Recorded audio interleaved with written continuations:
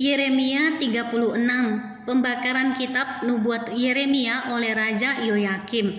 Dalam tahun yang keempat pemerintahan Yoyakim bin Yosia, Raja Yehuda, datanglah firman ini dari Tuhan kepada Yeremia, bunyinya, ambillah kitab gulungan dan tulislah di dalamnya segala perkataan yang telah kufirmankan kepadamu mengenai Israel, Yehuda dan segala bangsa, dari sejak aku berbicara kepadamu, yakni dari sejak zaman Yosia sampai waktu ini.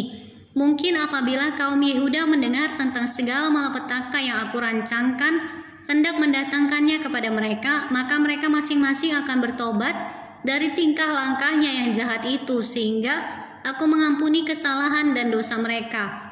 Jadi Yeremia memanggil Baruch bin Neria, lalu Baruch menuliskan dalam kitab gulungan itu langsung dari mulut Yeremia segala perkataan yang telah difirmankan Tuhan kepadanya. Pada suatu kali Yeremia memberi perintah kepada Baruch, aku ini berhalangan tidak dapat pergi ke rumah Tuhan.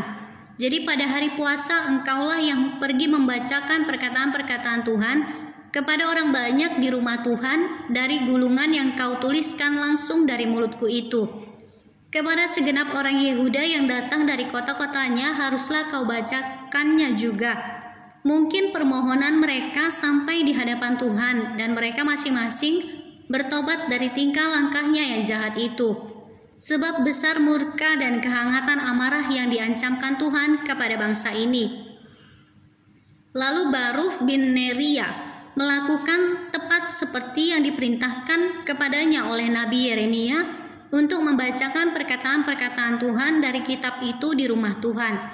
Adapun dalam tahun yang kelima pemerintahan Yoyakim bin Yosia, Raja Yehuda, dalam bulan yang ke-9, orang telah memaklumkan puasa di hadapan Tuhan bagi segenap rakyat di Yerusalem dan bagi segenap rakyat yang telah datang dari kota-kota Yehuda ke Yerusalem. Maka Baruch membacakan kepada segenap rakyat perkataan Yeremia dari kitab itu di rumah Tuhan, di kamar Gemaria anak panitera Safan, di pelataran atas di muka pintu gerbang baru dari rumah Tuhan. Ketika Mikhaya bin Gemaria bin Safan mendengar segala firman Tuhan dari kitab itu, turunlah ia ke istana raja ke kamar panitera. Di sana tampak duduk semua pemuka, yakni panitera Elisama, Delaya bin Semaya, Elnatan bin Akbor, Gemaria bin Safan, Zedekia bin Hananya, dan semua pemuka lain. Lalu Mikaya memberitahukan kepada mereka segala firman yang telah didengarnya. Ketika Baruch membacakan kitab itu kepada orang banyak, kemudian para pemimpin itu menyuruh Yehuda bin Netanya bin Selemiah bin Kushi kepada Baruch mengatakan, bawalah gulungan yang telah kau bacakan kepada orang banyak itu, dan datanglah kemari. Maka Baruch bin Neria membawa gulungan itu dan datang kepada mereka. Berkatalah mereka kepadanya, silakan duduk dan bacakan itu kepada kami. Lalu Baruch membacakannya kepada mereka. Setelah mereka mendengar segala perkataan itu, maka terkejutlah mereka dan berkata seorang kepada yang lain, kita harus dengan segera memberitahukan segala perkataan ini kepada raja. Bertanyalah mereka kepada Baruch, katanya, beritahukanlah kepada kami bagaimana caranya engkau menuliskan segala perkataan ini. Jawab Baruch kepada mereka, segala perkataan ini langsung dari mulut Yeremia kepadaku, dan aku menuliskannya dengan tinta dalam kitab. Lalu berkatalah para pemuka itu kepada Baruch, pergilah, sembunyikanlah dirimu bersama Yeremia. Janganlah ada orang yang mengetahui di mana tempatmu. Kemudian pergilah mereka menghadap raja di pelataran sesudah mereka menyimpan gulungan itu di kamar panitera Elisama. Mereka memberitahukan segala perkataan ini kepada raja. Raja menyuruh Yehudi mengambil gulungan itu, lalu ia mengambilnya dari kamar panitera Elisama itu. Yehudi membacakannya kepada raja dan semua pemuka yang berdiri dekat raja.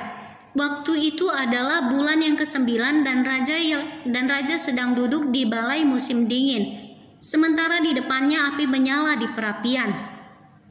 Setiap kali apabila Yehudi selesai membacakan 3-4 lajur, maka raja mengoyak-oyaknya dengan pisau raut, lalu dilemparkan ke dalam api yang di perapian itu, sampai seluruh gulungan itu habis dimakan api yang di perapian itu. baik raja maupun para pegawainya yang mendengarkan segala perkataan ini. Seorang pun tidak terkejut dan tidak mengoyakkan pakaiannya. Elnatan, Delaya, dan Gemaria memang mendesak kepada raja supaya jangan membakar gulungan itu. Tetapi raja tidak mendengarkan mereka.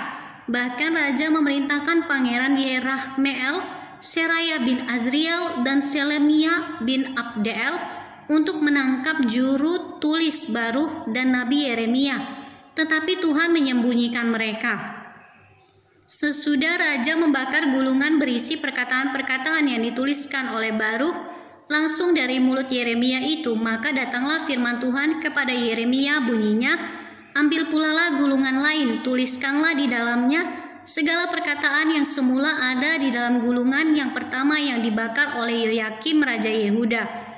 Mengenai Yoyakim Raja Yehuda haruslah kau katakan, beginilah firman Tuhan, engkau telah membakar gulungan ini dengan berkata, mengapakah engkau menulis di dalamnya bahwa Raja Babel pasti akan datang untuk memusnahkan negeri ini dan untuk melenyapkan dari dalamnya manusia dan hewan. Sebab itu beginilah firman Tuhan tentang Yoyakim Raja Yehuda.